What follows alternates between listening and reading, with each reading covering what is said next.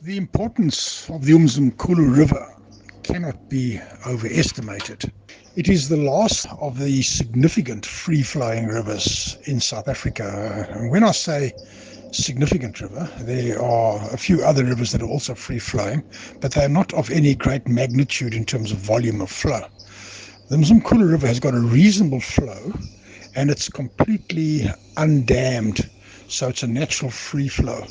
The flood pulse refers to the natural pulsing of the river that arises as a direct result from rainfall events in the highland area.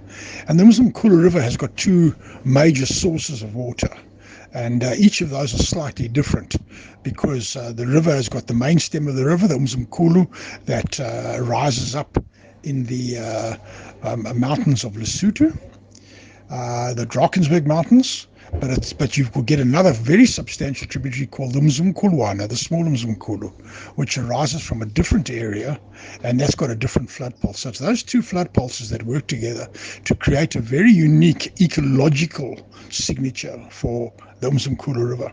So from an ecological perspective alone, the Umzimkulu is in a class of its own because it's the only a river in South Africa that still has a functioning flood pulse, and in this regard it is similar to the Okavango River basin flowing out of Angola through Namibia and into Botswana, because that also doesn't have any regulatory functions, doesn't have any dams or significant infrastructure on it, so it's got a natural flood pulse. And just like the Okavango, it's that flood pulse of the Umzimkulu that sustains a massive biodiversity in the offshore marine protected area around the Protea banks.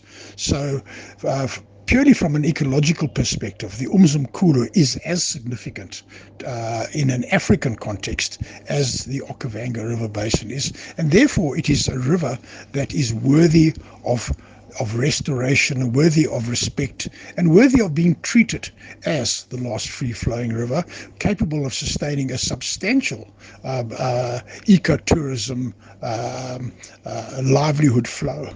This is still to be developed, but this is a very substantial potential component of the Umzimkulu River, and we must not destroy that option just by doing foolish things in the short term. My name is Anthony Turton. I hope you've enjoyed this information.